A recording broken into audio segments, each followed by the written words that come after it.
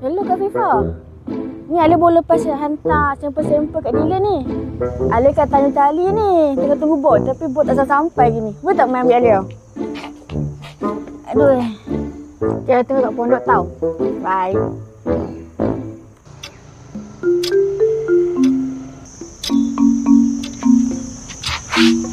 Cik. Cik nak gaya? Cakap apa tadi? Chris me? Bukan, saya sebenarnya. Saya dah bosan dah tau dengan soalan nak cepat kaya ni. Nak cepat kaya? Nak suruh saya join group Telegram tu? Bukan. Abang nak suruh saya join lagi dropship ke?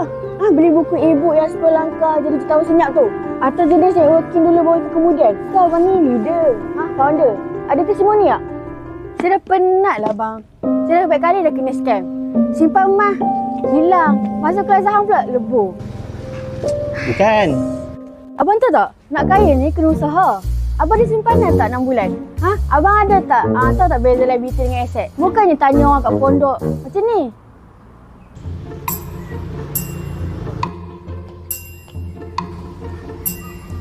Dah lah makan roti dekat pondok ni. Saya tengok abang ni macam homeless.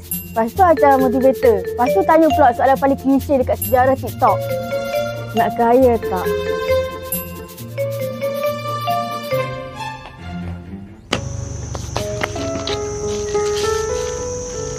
Bukan, saya tanya Encik. Encik nak kaya tak?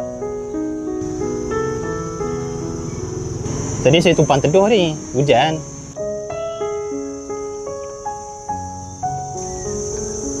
Cuaca makin okey. Akak habiskan kaya tu balik dulu kak. Oh, kaya ni. Patutlah ramai nak kaya. And action. Ali kat tanya tak? Silap. Ni tengah tunggu bot ni kat tanya ni. Excuse me? What are you talking about? Kak, sorry sekali lagi. Kau pun boleh tanya kat orang kat pondok ni. Otak ada otak. Sekali lama pula gagal roti. Sorry.